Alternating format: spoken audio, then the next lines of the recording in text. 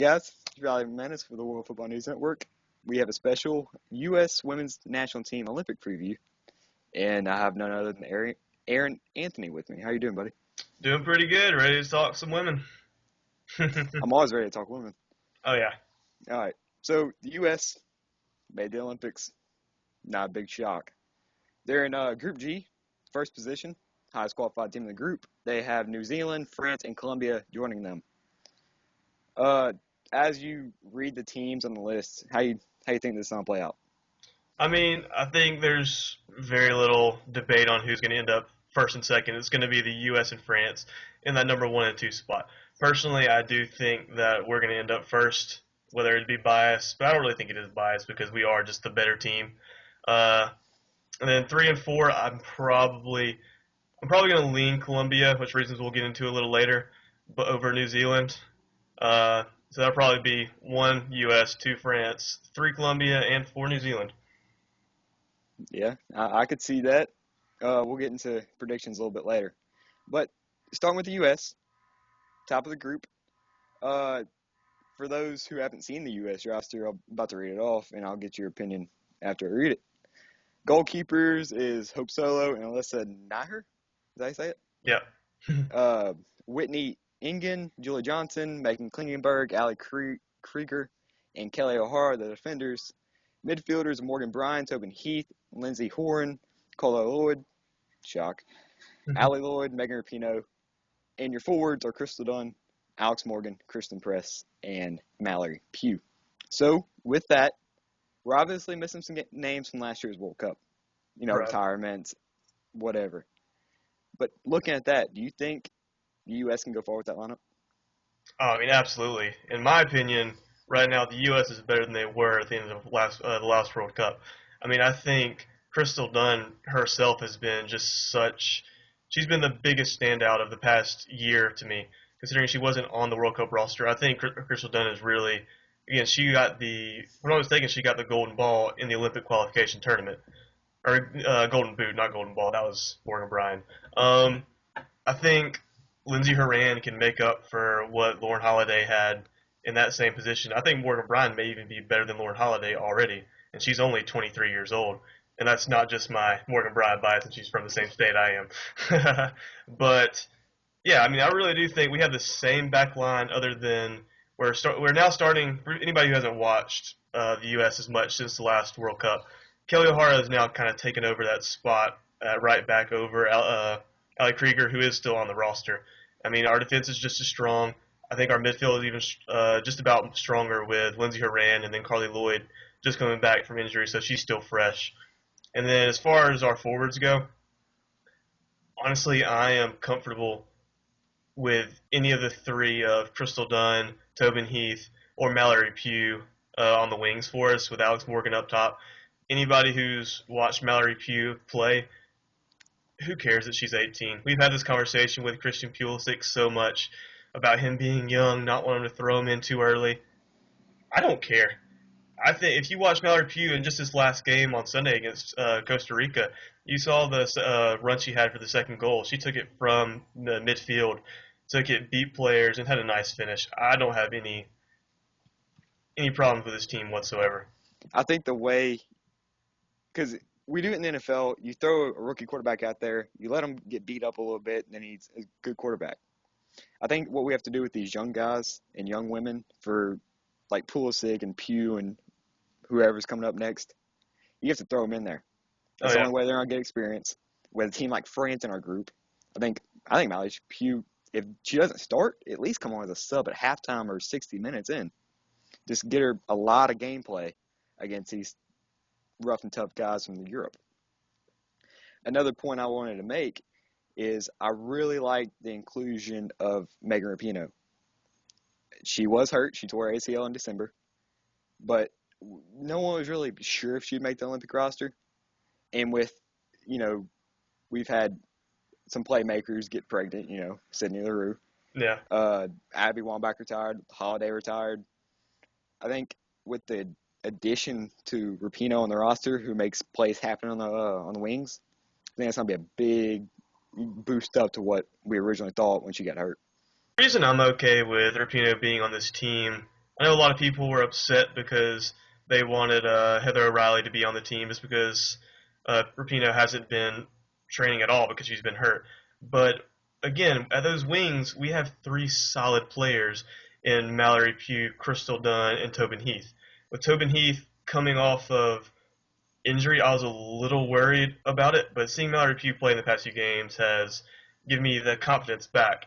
So I'm okay with Megan Rapinoe being able to come on because she is a game changer.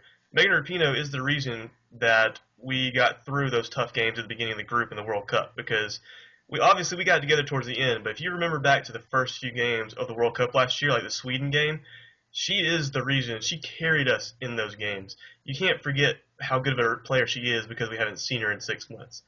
It may be a little soon because of her getting hurt. There's a question about that. But you know what? I say it's worth the risk. Yeah, I mean, if she's gonna play, if Jill Ellis thinks she's good enough to be on the roster, thinks she's well enough, she thinks she's 100%, I'm okay with that because she knows her better than I do. Exactly. I'm not a doctor. I don't know. I mean, obviously, it is a little faster than most ACLs come back, but I'm not a doctor. I rely on the team doctors. I can say all I want. I can say, oh, she shouldn't be there. There's no way she's back. How do I know? I have no training in that. I trust the doctors. Yeah, I'm all for doctors. Um, another another thing I want to mention before we wrap up the U.S. with the lot of retirements, like I mentioned, a lot of people who's not mailing the team anymore. With sort of a kind of uh, I don't know really how to put it in words, but kind of smaller names, I guess you would say, like Kristen Press, who's been on the World Cup roster before, but she's not the first name you think of when you think of the U.S. women. Right. Kristen Press, Lindsey Horn, Allie Long, uh, Kelly O'Hara.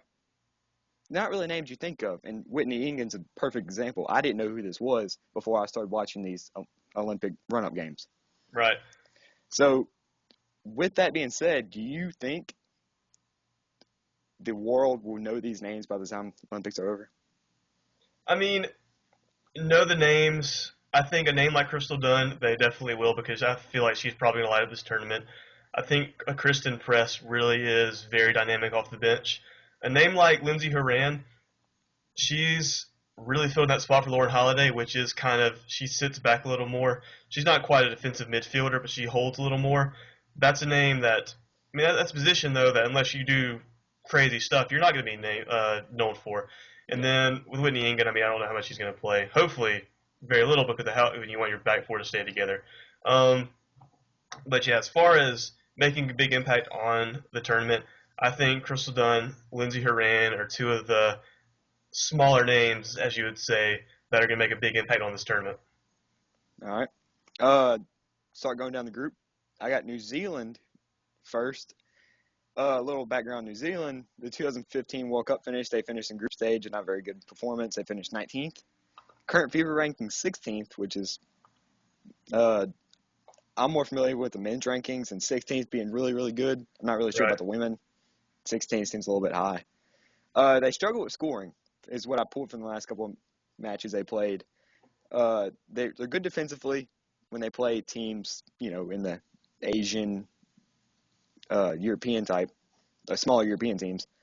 They're okay defensively, struggle scoring. They've had no warm-up friendlies. And their last match was June 7th.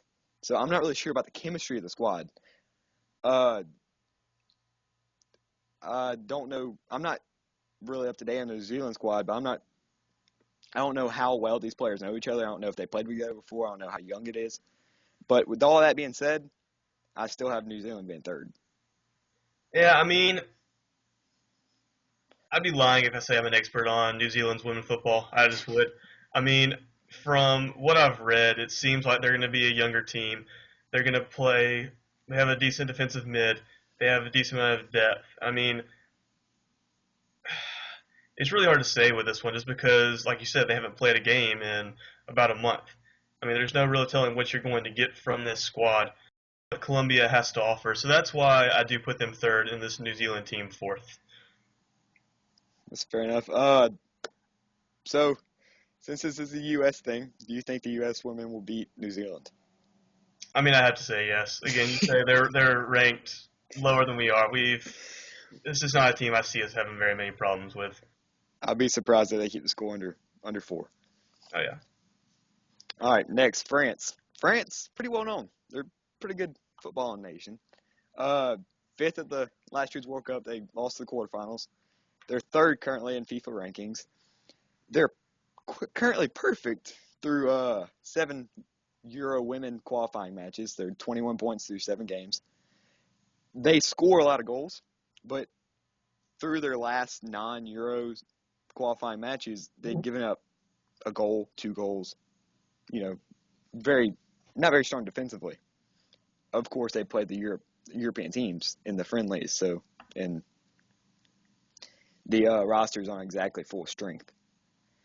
But my prediction for France, it's the usual. I'm going with second. I think the U.S. If the U.S. team wanted to draw a game in this group, it has to be against France. Yeah, I mean, France is a weird team to dissect just because they do have a few defenders, like Laura George is missing. Um, in last year's World Cup, I was honestly more scared of playing France than I was Germany just because of the way France played. That being said, our past 2 results against France have been 2-0 when we played them earlier in Nashville, I believe, earlier this year and in the Algarve Cup final last year. I definitely see us beating them. I think it's going to be a tough test. I mean, you still have Wendy Reinbarn, you still have Camilla, I believe. You still have some of these some of the better players in the world, and I'm I wouldn't say I'm worried just because of how confident I am in this U.S. squad, but it's definitely going to be the hardest team in the group. And I don't think there's much debate about that. Yeah. I'm when I think about predictions for this game, I'm not really sure where to lean. I definitely know we're not going to lose this match. There's a chance. There's always a chance the U.S. is going to lose. But with a strong team the U.S. possesses, I don't think France can beat us. So I'm kind of leaning towards a draw, but I have down on paper as a win. It's kind of one of those things where you kind of have to see how France looks in the first game, the U.S. looks in the first game. Of course, New Zealand's on the best determiner of form, Yeah. but I think the U.S. draws. I mean, I yeah, think that's a, I I think could that's a definitely, fair prediction. I could definitely, again, I'm very confident in this team, but if we do go out there and play kind of like we did in the South Africa friendly a few weeks ago, where we only won 1-0, I don't think defensively we're going to have any issues. I mean, if France may get a goal, I don't personally think they will, but our offense has been not shaky's a bad word considering we're fans of the U.S. men's team too. I wouldn't really. It's hard to say shaky, but they've been a little less confident as far as their scoring ability in the recent past. They've also scored 4-0 or 5-0 against Costa Rica like they did on Sunday. So it just kind of depends. I feel like it's going to depend more on how we play than how France plays. Yeah, we're definitely going to control the game. That's the perks of being the U.S. So do you think the U.S. wins? Um, I do, mainly because of the confidence I have from the past few games. Again, I think we'll find a way to get a goal. I think by then, I think Tobin Heath will be back because she's been injured a little bit. I think she'll be back to full fitness, and if she's not, she still have Mallory Pugh there. I think Morgan Bryan will have time to get back in her groove after being hurt for a little while. Because again, Morgan Bryan was the Golden Ball winner in the Olympic qualification tournament, and I love her. She's probably my favorite player on the team, and the way she makes things runs in the midfield. I think as long as we control this game like that, we have players who are coming back from injury, getting ready. I think we do win this game. I think definitely we're going to rest some of those players that have been, hard at work in WSL. Right. Some of the players coming off injury, I think we're going to rest against New Zealand and play them in this game. I think we're going to be full strength. Oh yeah. All right, moving on to Colombia. Colombia got knocked out in the round of 16 last year. Finished 12th in the World Cup. 24th is their current FIFA ranking. Seems kind of low. They've had defensive struggles. They lost 7-0 to the U.S. in April. It was great.